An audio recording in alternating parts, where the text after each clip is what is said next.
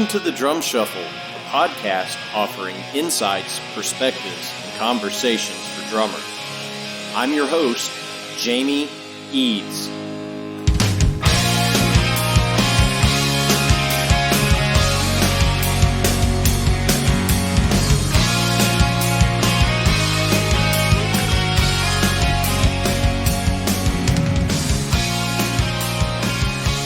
Hey, how's it going out there, everybody? Welcome to the Drum Shuffle. Jamie Eads joining you as I do each and every week. This is episode 108. I sincerely hope everybody's having a great week out there. We are halfway through the month of September. Fall is upon us. The weather is starting to change. I'm sending good thoughts out to everybody on the Gulf Coast. You got a big hurricane coming, and everybody's saying it's going to be really bad. Got a special thought for all my friends out on the West Coast that's dealing with the wildfires. I hope everybody's staying safe, staying healthy, and all this will be over with really, really soon. Hey, we've got a great episode for you today. I am about to be joined by the great Michael Bland of Soul Asylum. Michael, as you know, also spent several years playing with Prince and the iteration of Prince's band called the New Power Generation. So we're really excited to bring that to you right after this message from our sponsor, Los Cabos Drumsticks. The best kept secret for drummers is finally out. Los Cabos Drumsticks may look like the sticks you grew up with, but these are not your father's drumsticks. Los Cabos Drumsticks is Canada's #1 drumstick brand, and they are coming to a retailer near you. With operations in over 28 countries worldwide, thousands of drummers have already discovered the Los Cabos difference.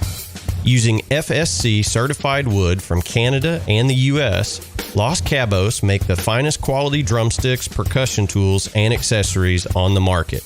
The best news, Los Cabos Drumsticks offers you a ton of choice. They have 22 individual drumstick models and 14 percussion tools, many of which are available in 3 different wood types: maple, white hickory, and red hickory. Red hickory comes from the center or heart of the hickory tree and has been independently proven to be both stronger and more elastic than white hickory without adding a lot of weight. While most drumstick manufacturers have shunned red hickory, Los Cabos Drumsticks has embraced it, becoming the only established stick brand in the world to offer a full line of red hickory drumsticks. To learn more about Los Cabos Drumsticks, visit them online at loscabosdrumsticks.com, follow them on Facebook, Twitter, or Instagram, and don't forget to ask for Los Cabos Drumsticks at your favorite retailer. Dare to be different. Join the Red Hickory Revolution with Los Cabos Drumsticks. All right, guys and girls, as I mentioned in our intro, we're about to be joined by the great Michael Bland. Michael is just an absolutely legendary drummer in the Minneapolis, Minnesota music scene. As I mentioned again in the intro, spent several years with Prince, and he started playing with Prince at a very, very early age. So his talent was apparent as a very young man. For the past several years, he has been a member of one of my favorite bands, Soul Asylum. And just doing really, really good work with them. There's just so much stuff on his resume. It's too numerous to mention here.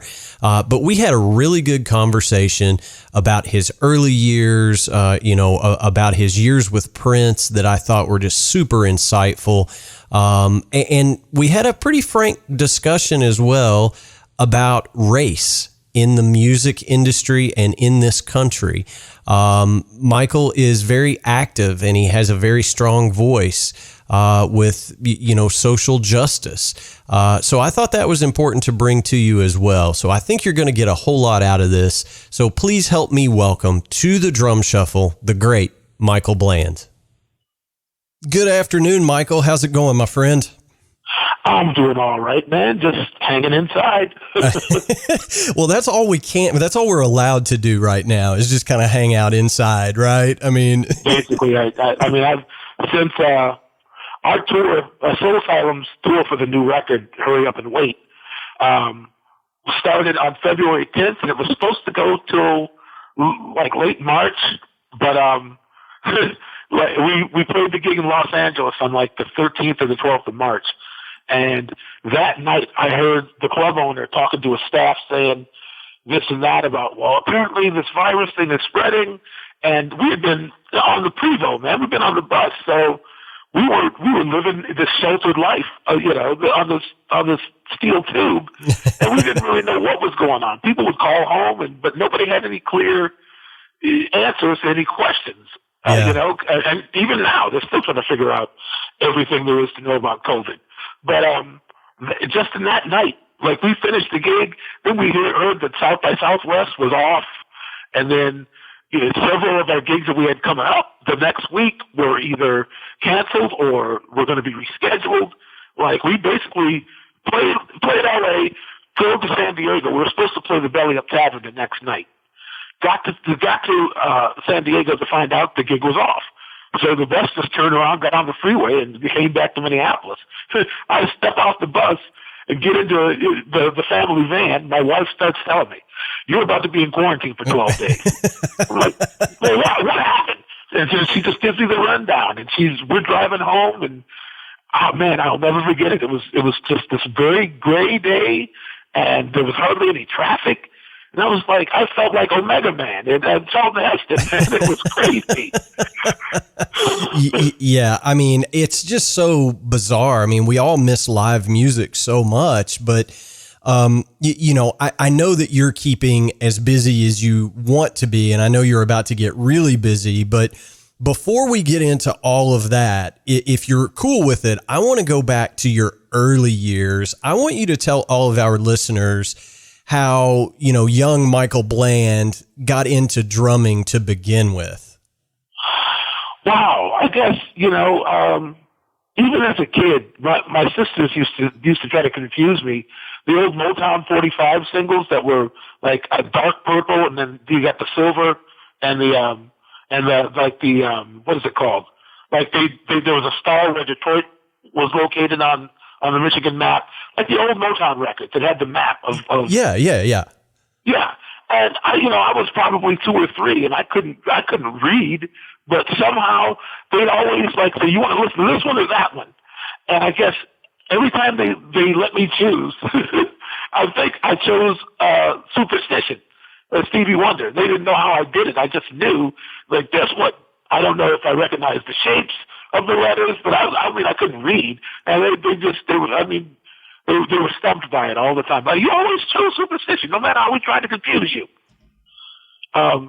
That's so, awesome. And that's where, my real love of music just started, as an observer, as a listener. And, there's a piano in the house. It was never in tune, but I'd bang on that thing. And I learned kind of to pick by ear, and then my dad noticed some aptitude, so he sent me for lessons on piano. But it turned out that my ear was so good that I was faking that like I was reading. I actually have perfect pitch, and nobody told me what that was until I was in high school. I thought everybody knew the notes, and that anybody who didn't was just either stupid or wasn't trying hard enough. So it took my band director, Dr. Denny Malmberg in high school, who he asked somebody in the band, in the concert band, he said, play a C natural. And they played like a B instead. I said, "That's B." And he looked up and said, "How do you know that?" That's awesome. He proceeded to go around the rest of the instruments and whisper in their ears to play certain notes. He'd say, "What's that note?" That's A flat. And he'd move to the French horns. "What note is that?" "Oh, that's D."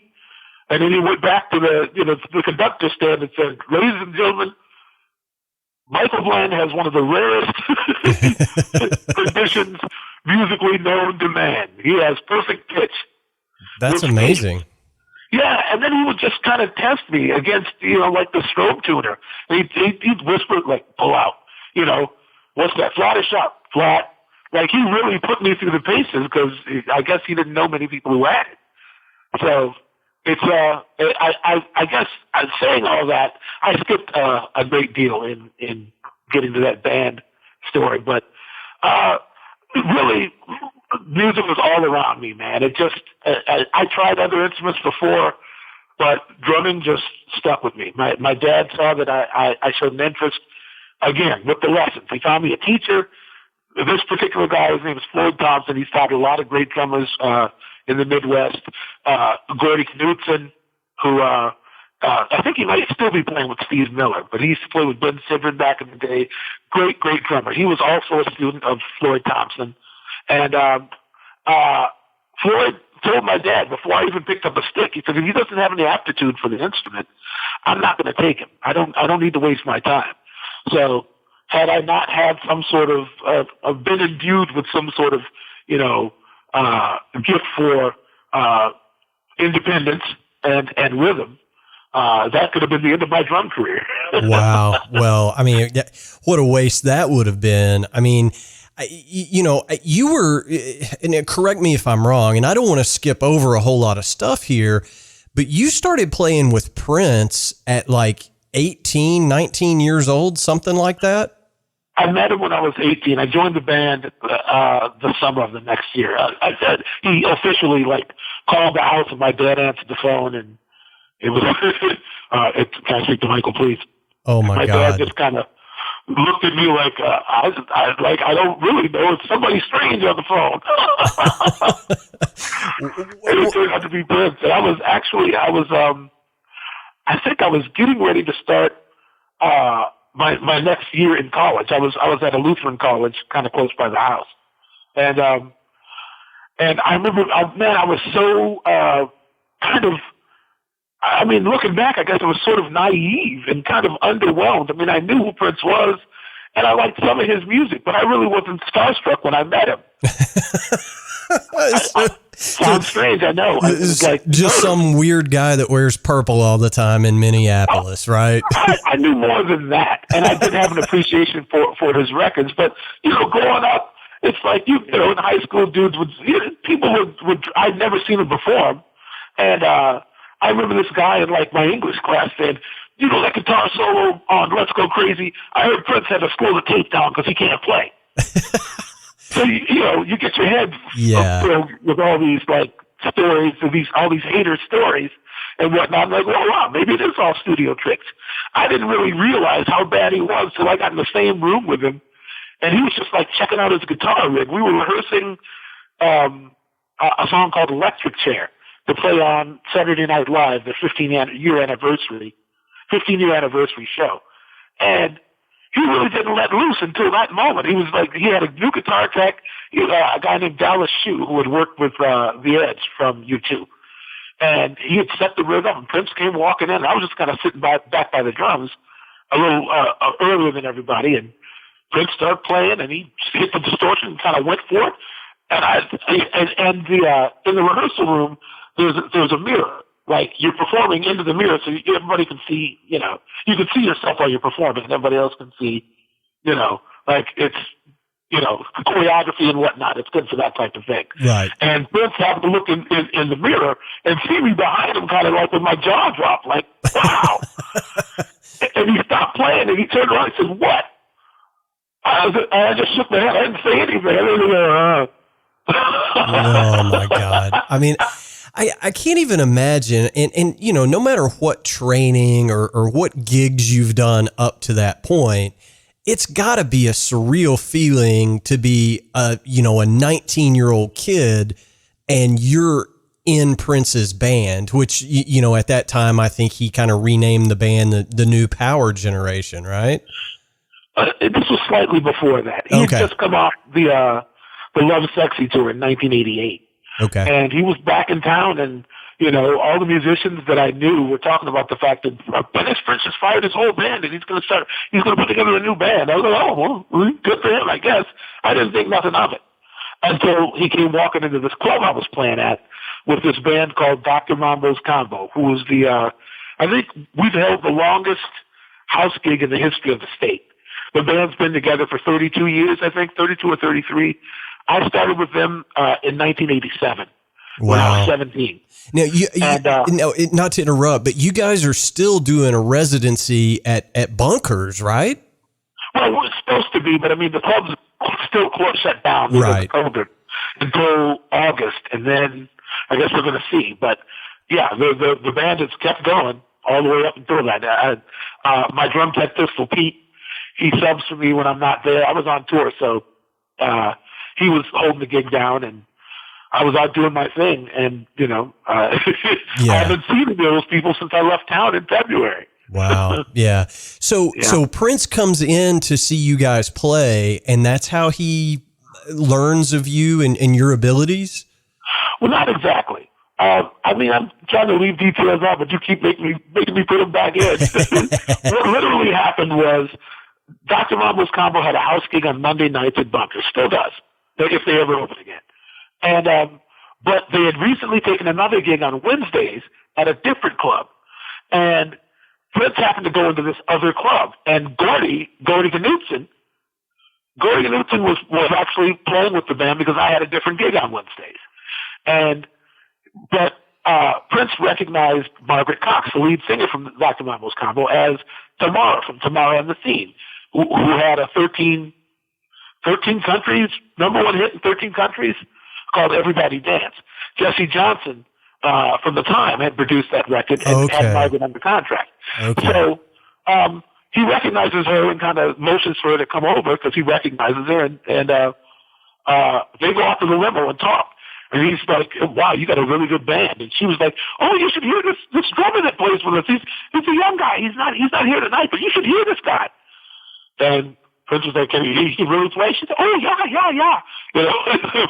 And so the next Monday, Prince shows up, like with the whole band. Everybody files into Bunkers, like the entire Love Sexy band, whoever was still in town, full regalia. It's like dressed up like they're going to hit the stage.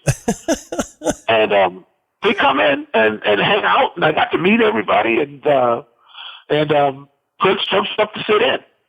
And it's a slow blues, and as you know, a lot of drummers, they don't like playing slow, Yeah. Like if you want to really see what a drummer is made of, make them play a ballad, and tell them, don't you move, stay in time, Yeah. And it was like a slow blues, and I was solid as a rock right then. All I've been doing was practicing to a click and just trying to get my pocket down. So I was particularly strong at that time. And Prince just what I'd heard was Prince just kept his hands on he kept his eyes on my hands the whole time. Pretty much, he was playing guitar, but he was really just kind of looking and listening. And the sound guy comes up to me after Prince leaves and everybody the night's over. He says, dude, Prince was into you, man. You're gonna get a job with Prince. I'm like, yeah, right, whatever, man. I start tearing my gear down, and and lo and behold, he wasn't wrong. It just kind of I kept hearing that actually for the next couple of months. People kept just kind of walking up to me saying, "Hey, I heard Prince really digs your playing, man. You're probably gonna get a job." And I just didn't believe it. Wow, man, that's incredible. And not only did you get a job, you got a job that you held for almost a decade. With 7 years straight, and then I started recording with him again, like in the late '90s, like in '98 or '99. I played on a song called "Baby Knows" on the Raven to the Joy Fantastic record. Wow, man. I mean, that's we were in between. It's like, well, I was kind of hot and bothered because we got fired and the way we got fired and so on and so forth. And he definitely stopped coming down to the club because we just kind of we were disassociated at that point. But Morris Hayes actually called me and said, "Hey, man, listen, the man's got this song called Baby Knows, and the Lend Machine is it's working, it's doing its thing, but I told him already, man, if we could get Bland on this track, it'd be hot. So nice. Would you be willing to come in, man?" It's like, well, he's not gonna be acting funny, is he? No, man. All right. So I went out there just on that phone call, and and we were a little awkward at first, but we warmed up. By the time the session was over, we were friends again. Yeah. Well, I mean, and I don't want to talk out of school about Prince, but I mean, he's just such an icon. And I know that you circled the globe with him, a few different times. You played all over Earth with him. I mean, what must that be like for a young man in his early 20s and you're on, several world tours with one of the most iconic pop stars of all time? Were you in disbelief or were you just kind of caught up in the moment? I didn't have time to be emotional about it. I didn't even really have time to gain perspective because it's such a subjective process. Your nose is to the grindstone every day, and whenever you pick up a pair of sticks, you're supposed to kill it. So, right. You know what I mean? So there's no real, you're focused on being, being the most vicious cat anybody's ever seen. If they happen to come to the show, you're supposed to be the baddest. So, that's a lot of, he left some big bumps to fill. Yeah, you're right on. So, I couldn't come in stepping light after Sheila had been in there, man. Sheila was wrecking shop. Yeah. So, I really was focused on proving that I deserved to be there. Which meant, no mistakes. And if I made one, I never made the same one twice. I needed his respect to deal with the antagonistic nature of the job. Right. Well, yeah, sure. And that stuff's kind of legendary in the business that, Prince was hard on his guys, but yeah. Mm-hmm. But he expected perfection, like you said, and he didn't just expect it from all of you. He expected it from himself as well. I mean, the man had a standard, and you had to fit that standard to fit in, I guess. You're 100% correct. I was just telling somebody that the other day on a Facebook Live broadcast I do every Tuesday called Music Politics. And actually, our guest from this past Tuesday, Maya Winston, was talking about, you have all the choices in the world, but until you focus, until you put your whole self into something, you'll never know what you can really accomplish, And we started talking about that, and I was explaining to her that Prince had high standards for everybody and himself, and really, whatever you're suffering for in life better be worth it. That's all. Yeah. That's all I was trying to get across is that I gave him my life for 7 years. Really, like I couldn't do anything. I couldn't plan. I couldn't go on vacation. I couldn't. You know what I mean? I had no time to myself. And I was married in '93. And, I might as well have been a bigamist. I was hardly ever home. I was I lived 15 minutes away from Paisley, Paisley Park. But, my wife didn't see me a whole lot. And I was just 15 minutes up the road. Yeah. I spent years in that building. You know what I mean? Like years of time in rehearsal, in video shoots, doing shows even. We played all the time at Paisley Park. He'd invite, he send the word out around, 10 or 11 at night. We go on around 2 o'clock in the morning. We've been, mind you, we'd already been rehearsing from noon until probably that time, till about 10. So I'd come home, shower, change clothes, turn around and go back to Paisley Park to play from 2 to 6 maybe, 2 a.m. to 6 a.m. Wow. And then start again tomorrow. Exactly. Hey, no matter how late we played, be able to rehearsal at noon. We'll get right back to it, dude. Wow. So that when I try to explain to people, like, the reason I'm so proficient is because I went through. It was like going to boot camp for a musician. Well, you basically lived in a woodshed for 7 years. That's right. And only let out to tour and maybe for a photo shoot or to shoot a video. Sometimes we go to LA to do that, but we just do that and turn right around and come back and get right back in that shed, man. Yeah. So, it's like me and people would ask all the time, how do you play so tight with the electronics? Do you have a sequencer? I'm like, no, Prince won't let you use a sequencer. He'll be the last person to use a sequencer because he wants to be able to go where he feels like at the drop of a dime. So I had to have the tempos in my bloodstream. I really had to have, I was spinning plates, dude. I mean, drumming was part of it, but I was also, triggering really important samples, and some songs we'd use sampled vocals on that, but like freehand. Like, so if Morris happened to fire a sample slightly forward or slightly ahead or behind in time, I'd have to figure out a way to adjust the time a little bit so nobody would notice. Yeah. So, I think Prince really figured out like what I was doing once I was gone. And that he had to change his whole way of working after I was out of the band, because I was so involved, and I never said a word and complained about anything. If he said he wanted it done, I'd get it done. Yeah. Well, I mean, I know that he was one of those artists that, as a drummer, you would spend a lot of time chasing him around, like tonight, the arrangement, the solo section is going to be 32 bars instead of, 24 bars. And it's your job to follow me kind of thing, Well, I mean, literally, pretty much the whole band had to be, it was like he had to, it was like if he had his way, he would have cloned himself. It would have been, he said that one night after a gig in Japan. He's like, boom. The only way it sounds better is I clone myself. It just, y'all so tight. Oh, that's so funny. I'm going to clone myself. What kind of backwards compliment is that?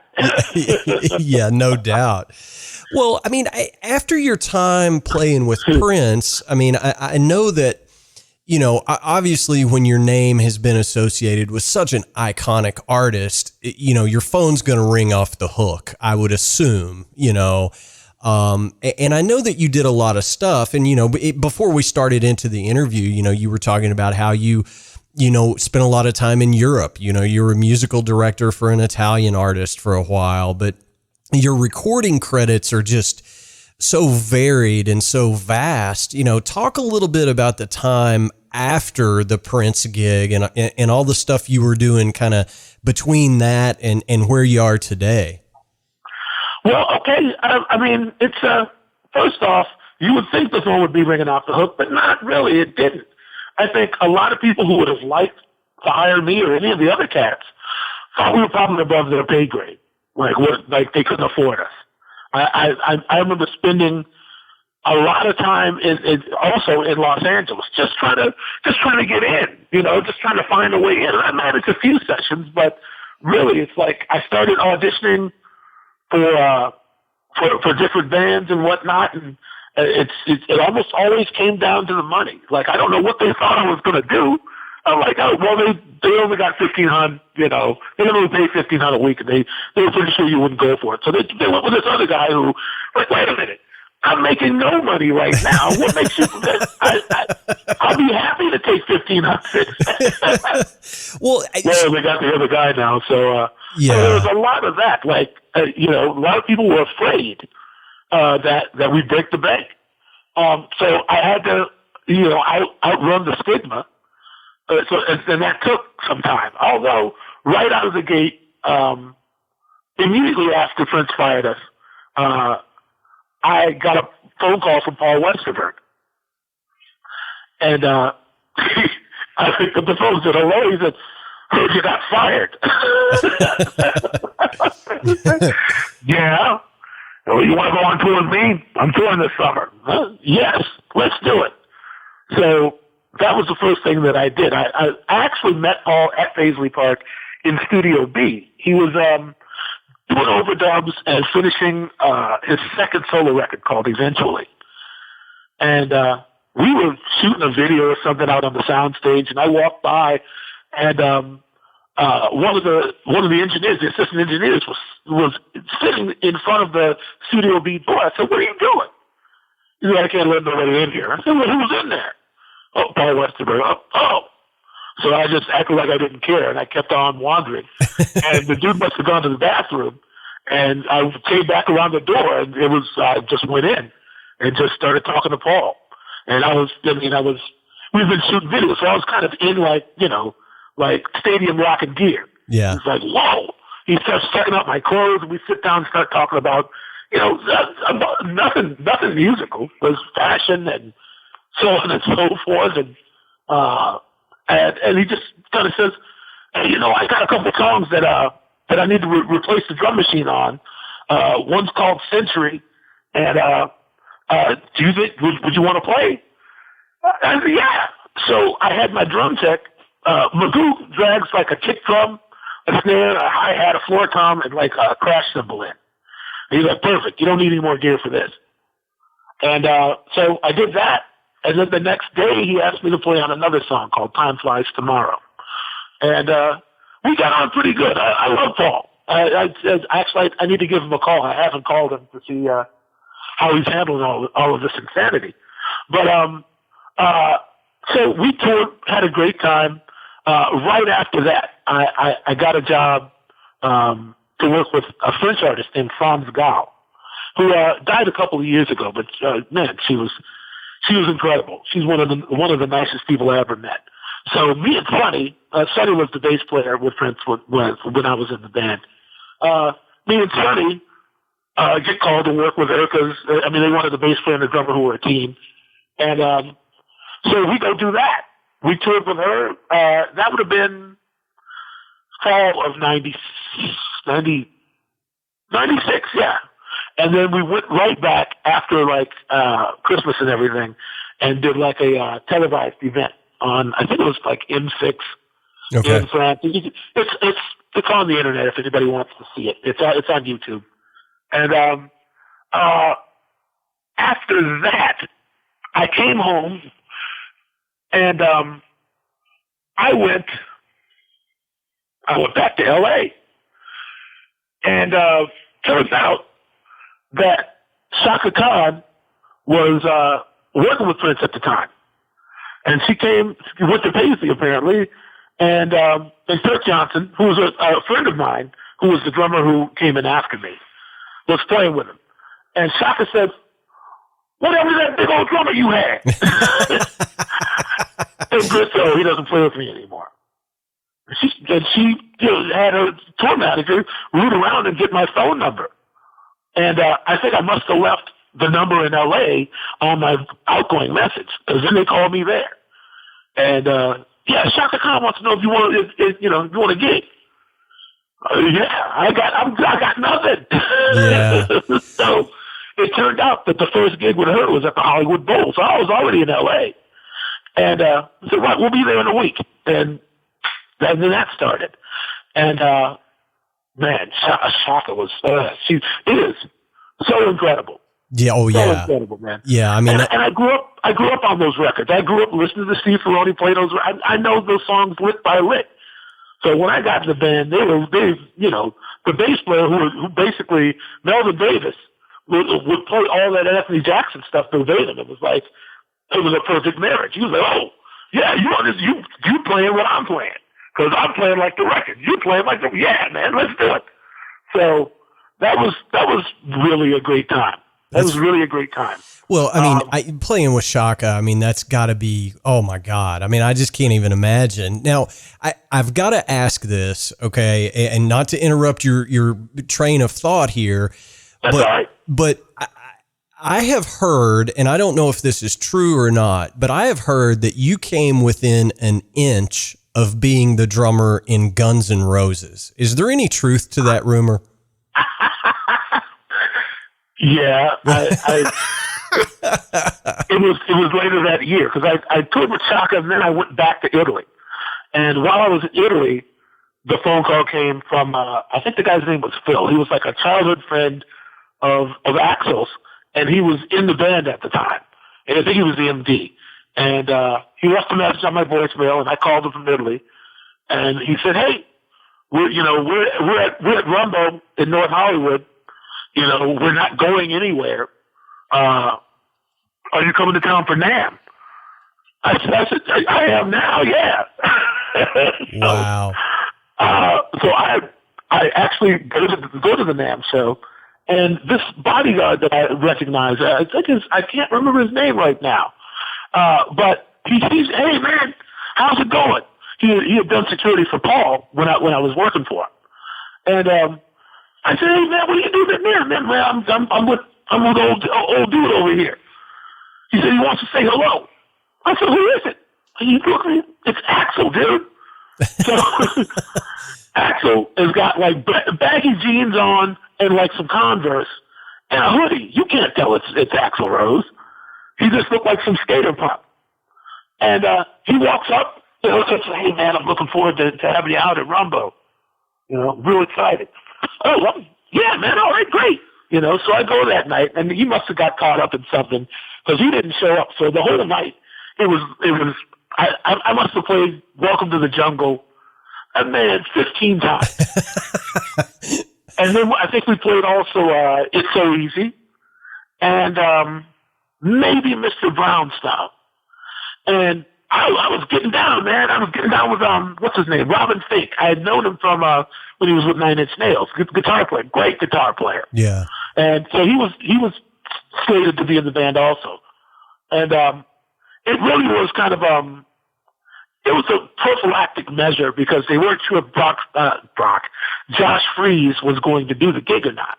Oh, okay. So that's what happened, is that Dave Abruzzese had the gig, and then I think that also might have been around the time that Josh started working with Sublime. I'm not sure. Okay. The timeline makes a little more sense to me now, but I've heard that rumor, for years, and I always thought to myself, man, how great it would have been, for you to be in Guns N' Roses to give it a little bit of swing. That's just how I always, I guess imagined it in my head. I don't know if that makes any sense. No, we had a great time, man. I mean, we had fun. Axel showed up just as I was leaving. I was headed out the door. Oh, hey, man. Sorry I missed it. How was it? Did you have fun? Like, yeah, man. You cats can play, man. He said they said you while I was there. They put up some tracks for me to play on. I might be on Chinese Democracy and not even know it. You and every other drummer that ever lived in L.A. County. So sure. So I mean, it got that far. They had like 10 8-amp machines stacked up, and they were like, "Hey, well, you want to try another different thing? Sure, I'm here, man." By the end of the night, I had like 2, maybe 3 new blood blitzers on my hands, man. Oh, so you were shedding with those guys too, then? But I couldn't come weak.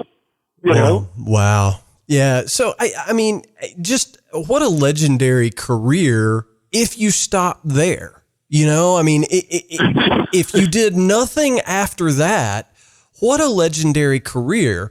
But, I want to delve in a little bit, I'm going to fast forward just a little bit, but around 2005, you started working with the guys in Soul Asylum and recorded a fantastic record with Dave and the boys. And, I told you earlier, Dave Pirner is one of my all-time favorite songwriters. I love Soul Asylum, and that's what got me hip to your playing. Of course, I knew you played with Prince, but I wasn't hip to you as a drummer until I heard, I guess it was the Silver Linings record. So talk to me a little bit about that, because you would not have been an obvious choice, I wouldn't think, for Soul Asylum. Well, they didn't think so either. I mean, honestly, somebody got at me about it. Their manager at the time called me and said, "Hey, I want to put your hat in the ring to play on the Soul Asylum record." They were starting to mount their return, and they started to try to get things together in 2001, and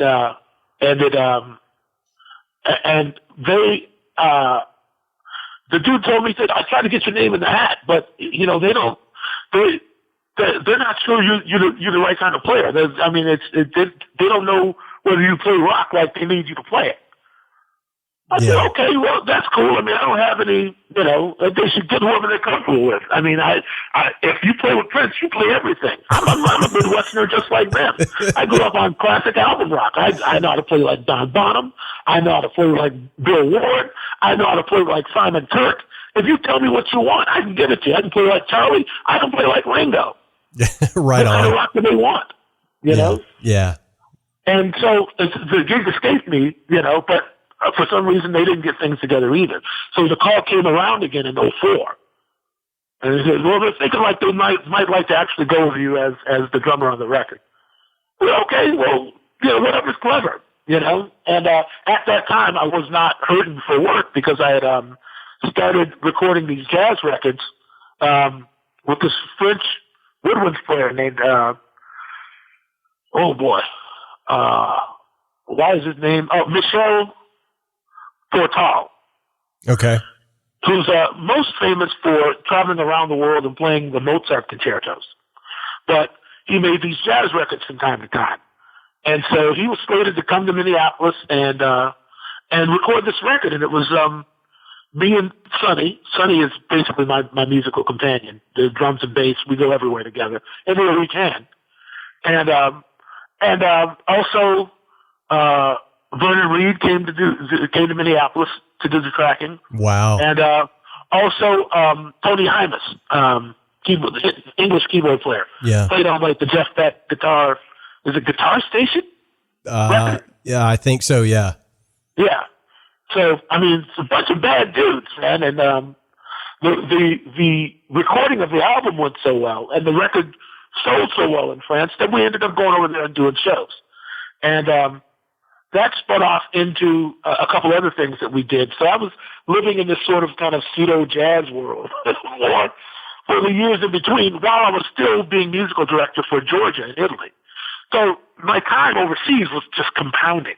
So by the end of '03, I was done. I was ready to do something else anyway.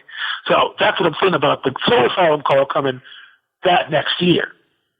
But they were still probably 9 months out before they wanted to even start really rehearsing. They had demos to sift through, and they were still trying to find, proper representation and a label, and it was all of that. So it took some time, and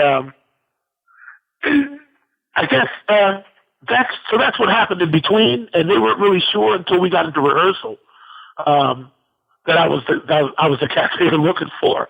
And second day, I think we were playing Closer to the Stars, and Vernon just stops and says, wait a minute, man. He just turns to me and says, why don't you just effing join the band? Why don't you just effing join the band, man? Nice. And I sat there, and I took maybe 5 seconds. I said, okay. And he tells me after that, he said, how long I had to chase Sterling to get him in my band, Sterling Campbell?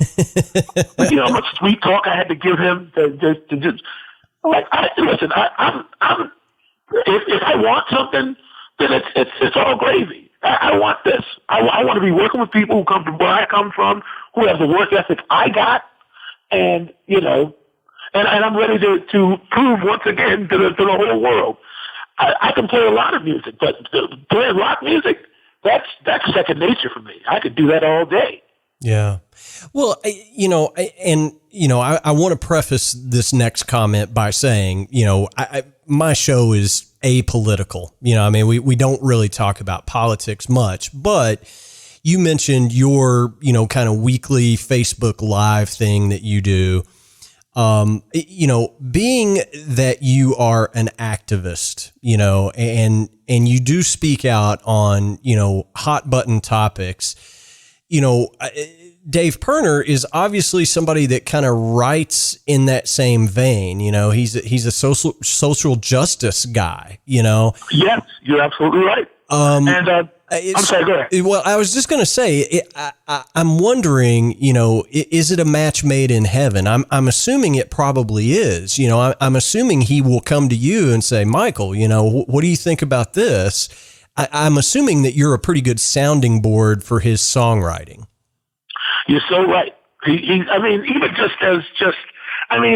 first clarify that politics it's not just like bipartisan, all of that BS. It's not, the definition of politics is really like how things work in relationship to each other.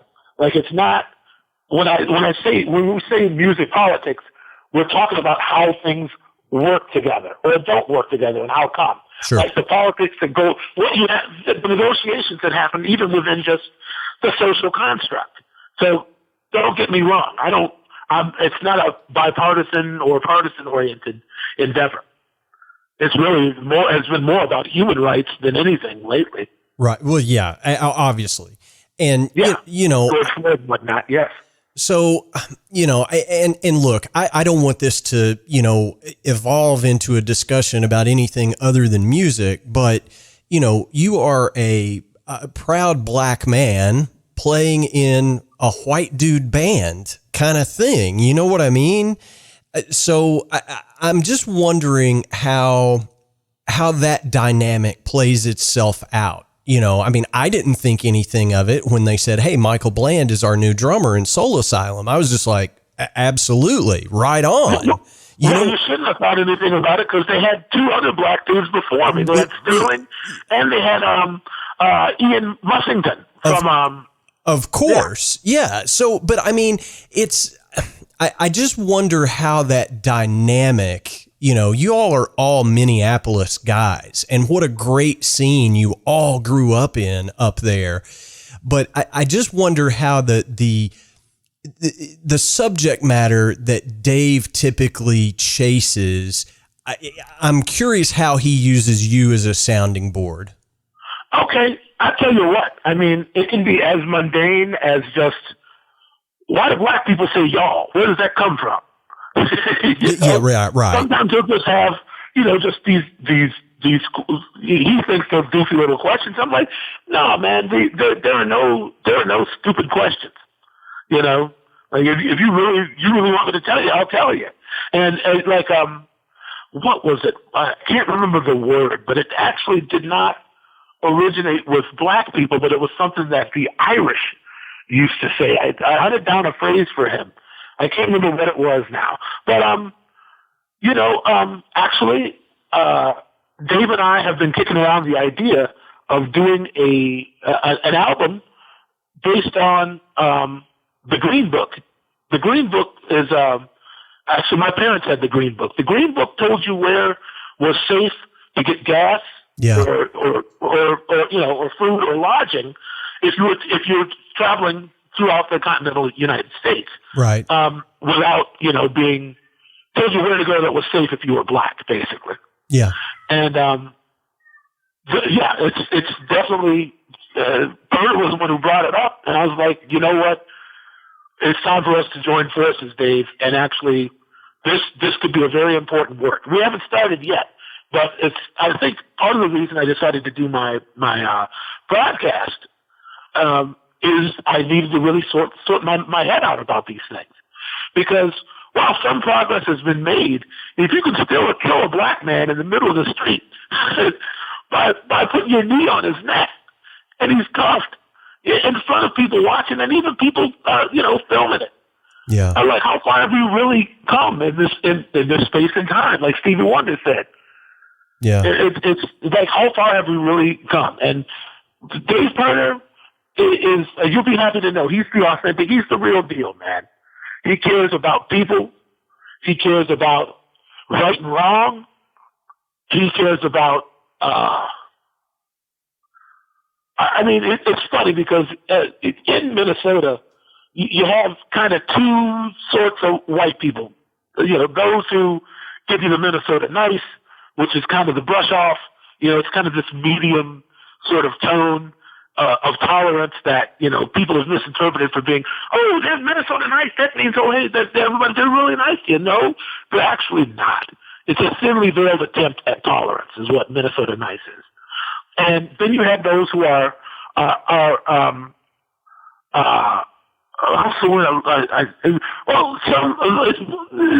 you have those who are also, on the flip side of that, you have people who are inundated with white guilt. Yeah. Yeah. Well, yeah. I mean, look, I grew up in the South. I'm a Kentuckian, right? And the South has its own set of problems, racially and otherwise. But when I was, at the age at which you joined Prince's band, I moved to Memphis, Tennessee, and immersed myself in the blues culture of Memphis and playing on Beale Street. And I'll just tell you right now, man, I was one of the only white guys trying to chase, blues music in Memphis, Tennessee in the mid 90s.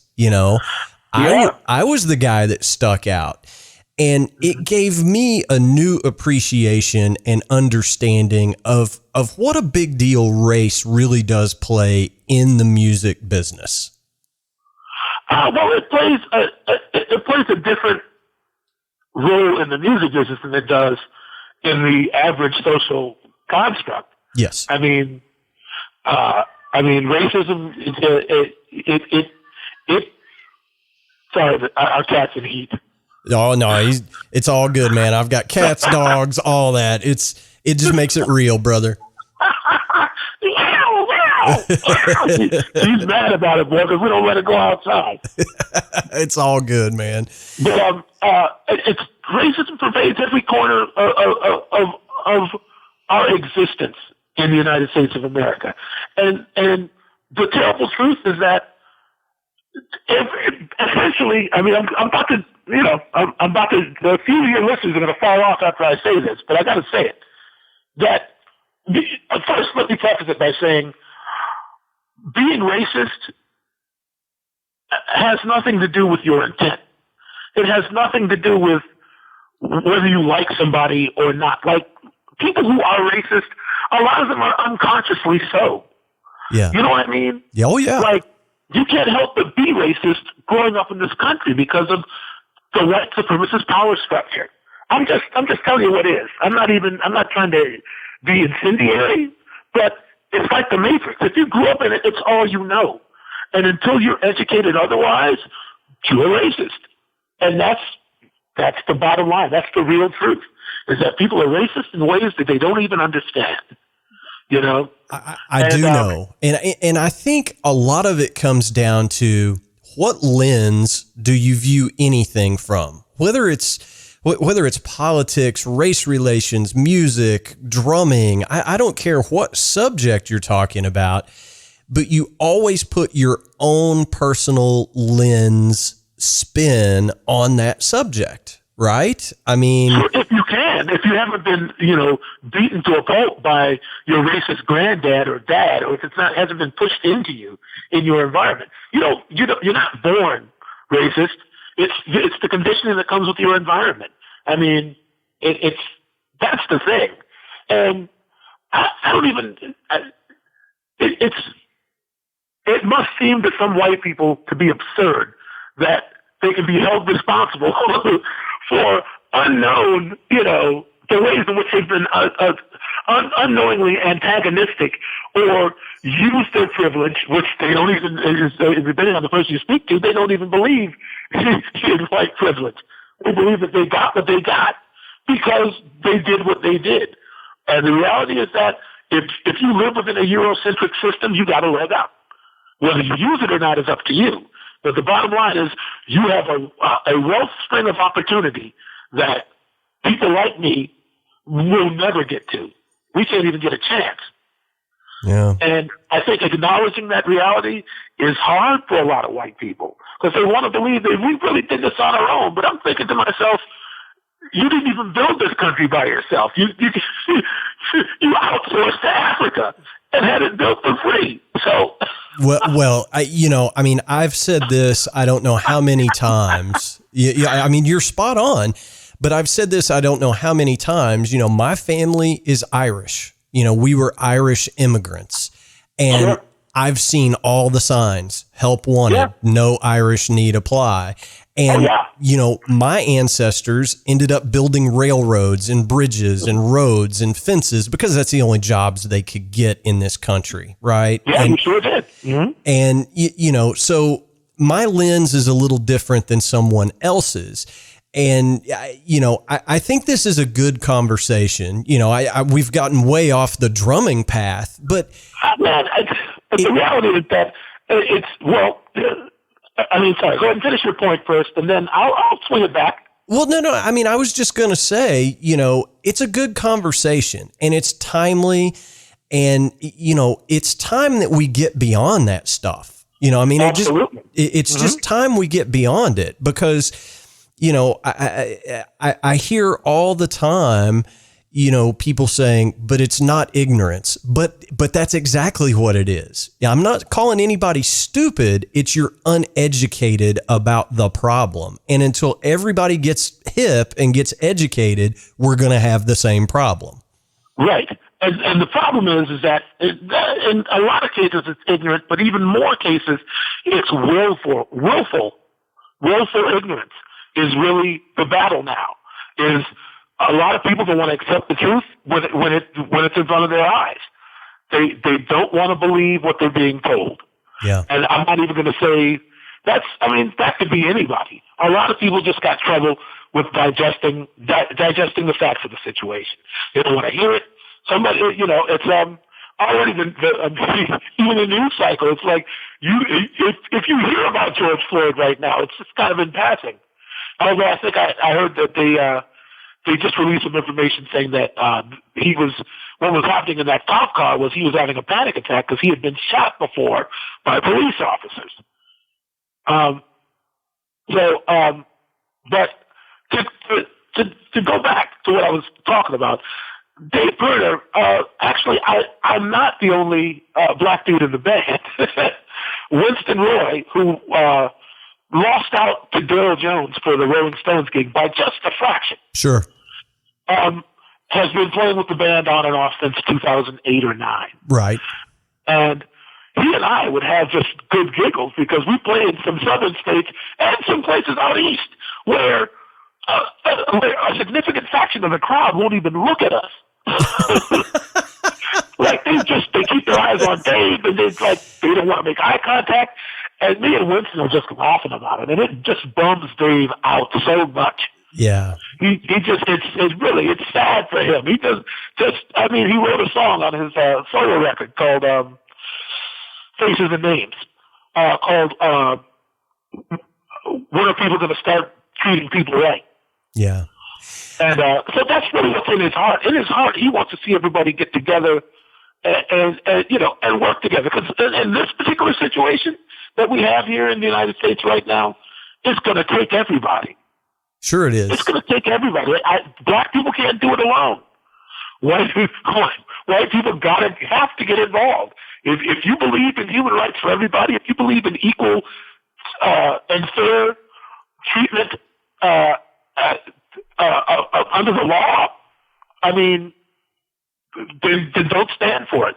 You got to be more than just an observer. You have to be an anti-racist at this point. If you say something, you got to see something.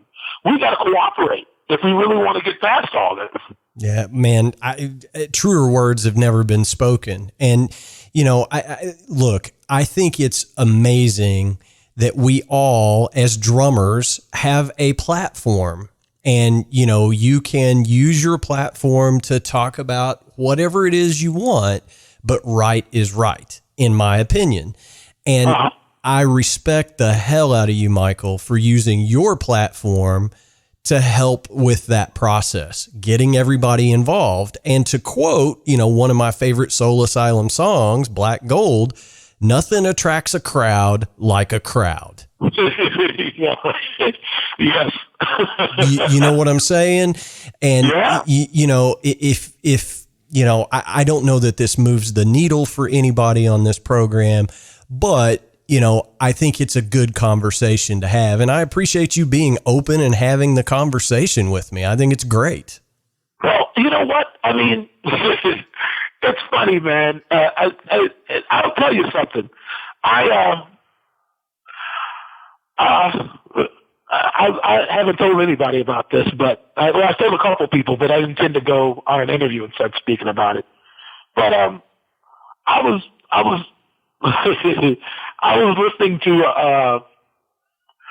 a song by Prince called Mountains, It's a song he wrote with Wendy and Lisa. Okay. And I just turned on YouTube and turned the video on. And somewhere midway, it's like I started listening. It's like he started talking to me. He started talking to me and saying,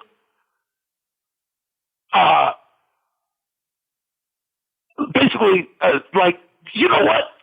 We funked all over this planet. We did things that mere mortals, some mere mortals can't even dream of. You've met people who have influenced you. You've met people who you know, I mean, because almost anybody I wanted to meet in this business, I got to. And I didn't understand until people started talking and said, life is about playing hard and working hard. Don't you realize that you were chosen? You've worked in the highest area of your field. You've traveled the world. You've brought people joy. You know, like that's what it's about. It's like we had fun, didn't we? Like it was really like what? And I realized in that moment because he was a complex person, and but what I realized in that moment was that what he really was a kid who refused to grow up. And I remember somebody saying something to me a long time ago, like, you ever watch a kid when they play with like with a truck or a toy? Or, I mean, I don't know if they do much of that anymore. Now it's probably Sega Genesis or whatever. but the way that a kid plays, they play with total seriousness. They're totally in there. Yeah. You know what I mean? Sure. That's what music was like for Prince. It was enjoyment, but he was really focused and concentrated on, you know, imbuing the music with his spirit, you know, with the eternal part of him, you know, which not everybody can be so honest with themselves and access themselves so deeply. That's why he was special. Yeah. And, you know, I mean, for me, you know, while he was probably, you know, driving in his own mind, it was like, oh, I'm doing this, I'm doing that. He had a short attention span. He got bored easily. Me, I've been a lot more cautious in my life. And while we fought for the same things musically as two people, as personalities, you know, we couldn't have been any closer than we were. I mean, I didn't really know how much I loved him until he died, and I started going through all that in my head. Yeah. But the reality is that I went on a journey that I only could have taken with him. And you're talking about a dude who grew up, he still grew up in North Minneapolis with, you know, with very little, you know, he didn't come from any kind of money at all. He had very little. He was poor. He told me, he said, you don't know what it's like to be broke until you stand at the bus stop outside of McDonald's and all you can do is smell the fumes. Yeah. Yeah. You know? Yeah, like, man. He suffered for it, but he gave himself completely to the music, and he transformed. His luck, his karma, his whatever you want to call it, transformed. Yeah. Into prosperity, and that can only be done through hard work. And I just want to say, for musicians everywhere, if you love music, then give your entire self to it. If you really want to do it, because it's not really for everybody, man. I've thrown water on more people trying to get lessons from me in my life, you know, and you know, God bless me. I haven't had to. I don't really want to teach, and I haven't had to yet. I haven't financially been so crippled that I got to start doing something I don't really have a heart to do. But this business is vicious, man. If you're not in it for love, forget it. Don't do it. Do something else. You want money? Work on Wall Street. You know, do something. You know, be a realtor. You know, buy property. And don't just play with music, man.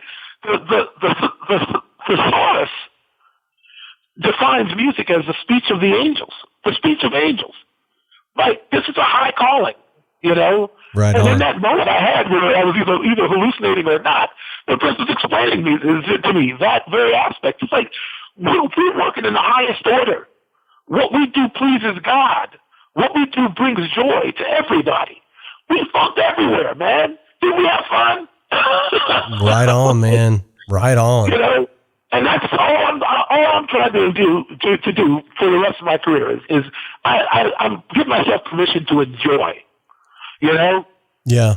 Well, and I think that's the most important thing. And, I've said that a million times, it's great to be the best or really good at your instrument or whatever the case may be. But that's only, that's a small fraction of it. A lot of it is, the hang, being able to get along with other human beings, as you said, trapped on the metal tube, right? I mean, yes. You got to be able to function in close quarters and get along with people and be a decent human. I mean, that's all part of it as well.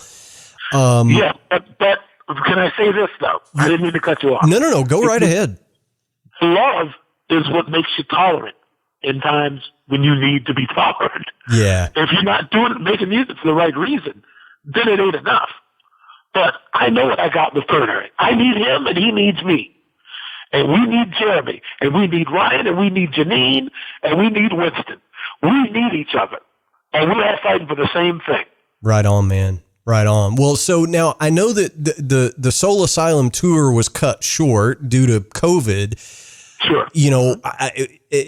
And obviously we don't know when live music will ever come back. It will eventually. But I mean, what is on the to-do list for the Soul Asylum gang? And along with that, what is on the to-do list for Michael Bland? Well, let me first just say that we did release a new record in April. Right. So if you need a new Soul Asylum fix, Hurry Up and Wait is available at all streaming, wherever you go to stream. You can go to soulasylum.com and buy the record and a whole other, any of the swag, any of the merch. We got pretty cool merch, actually. So please go to www.soulasylum.com and shop away. Yes, sir. Right now we have one gig on the book. And it's in Aberdeen, South Dakota, on like the 15th of September. I suspect that it's going to go away because this COVID thing is ramping up again. Yeah. But right now, that's all we got, man, other than doing Dave and Ryan have been doing these things called the quarantine sessions on YouTube and Facebook. And they're great. They're fantastic. Yeah. So that's how Turner's been spending his time. He's reading the book that he just put out, basically the Last Fast Words book, which is all lyrics and short stories about the songs. Yeah. So go get the book too. Yeah. The book is awesome. But I mean, right now it's on his music stand. He's reading the lyrics out of the book. There's so many songs. They've really been switching it up. So that's how he's been spending his time. I do a little production work here and there, and I'm co-writing with an artist in England right now, and so I've been staying busy, but I haven't really left the house. I'm gonna get back into doing some sessions towards the end of this month. Okay, it looks like. So, and that's what's going to happen for me. And in the meantime, we're working on a way to maybe stream a concert, like a full-on concert with Soul Asylum. It's just there are many options on how to monetize that, and we want to go through the best service and get the best possible sound going. So we're actually going to be experimenting with putting all that together this month. Okay, and, cool. Maybe sometime in August, if we sound all right, and if we get the mix that's getting streamed out, if we get it all dialed up, we may have something we might have a show together to play for people online in August. I'm hoping for that. Yeah, anyway. Man, that'll be great. That'll be fantastic. Yeah. It's a new world, man. It really is. For musicians, we got to figure out how to make a little bit of money, to replace the lost touring revenue. I mean, it's crazy. Yeah, and that little extra bonus, that little extra government bonus with the unemployment, that's gone now. Yeah. Yeah, that's I'm going to do some. I got to do some hoofing now, boy. Yeah. Yeah, it's time for all of us to get on our hustle. There's no doubt about it, man. Yeah, well, the bank wants that money. Yes, they do. Michael, I want to be respectful of your time. I've kept you a little bit over what we had promised, but I want to thank you sincerely for taking time to come on the Drum Shuffle. We really do appreciate it. And man, it goes without saying, you are welcome here anytime. If you got something going on, come on, we'll talk about it. We'll have a drummer hang. Okay, I mean, I appreciate you letting me run my mouth for I didn't intend to have so much to say, but I never know. Every situation does not. There's not so much latitude in every interview situation.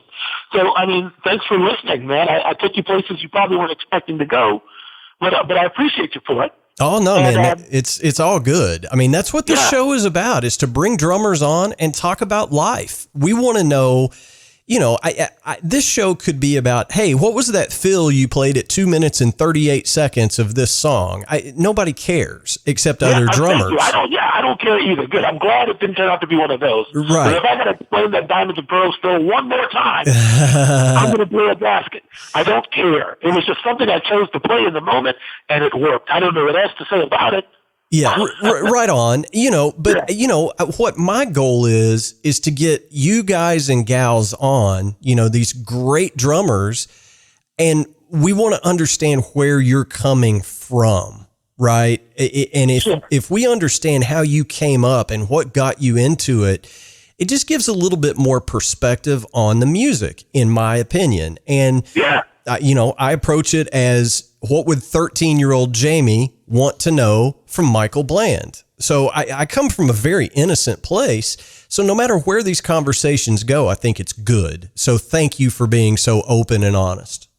You're so welcome, Jamie. Thank you for asking me to come on. Like I said, I get a handful of people coming, but they're usually not hopeful. I don't know why people are so scared of me. Man, I'm not scared of you at all, because I know that you have a kind heart. It goes without saying. I mean, I know that, you know, I mean, you proved it. You got right at me and said, hey, you want to do this? And pretty much it's a yes or no. You're not scared to hear the word no. And that's an important facet. Yeah, it is. Just as a human, like, don't be afraid of rejection. You know, you can't get it. You can't get anything from anybody unless you ask them. Hey, man, I've never said this on this show before, but I'll share it with you. I actually wrote to Ringo Starr's publicist and tried to get Ringo on this podcast. And they were like, you know, we're going to pass. And I knew that would be the case. But guess what? Like Wayne Gretzky said, you miss every single shot you don't take. Yeah. And here's what's funny is that, have you been watching that Michael Jordan, the documentary? I think it's called The Last Dance. Yeah, I've caught some of it. I haven't seen all of it yet, but I've caught some bits and pieces. Well, he said something to one of his co-players one time. He shot from like the sideline and got it. And he was standing next to one of the other players, and he was like, man, I'd be nervous to take a shot so far out. And Michael Jordan was like, how am I going to get nervous about a shot I haven't taken yet? That's right, man. Like, why get nervous about it? Take the shot. Yeah. Go see what happens, man. Well, I mean, that's just so relevant in so many different things. You know, look, I know that I'm never going to be the drummer of Soul Asylum, right? I know that. Well, you could be. I know it deep in my heart, but one of these days you may retire and I may reach out to Dave and be like, Dave, I'm here. I'm available.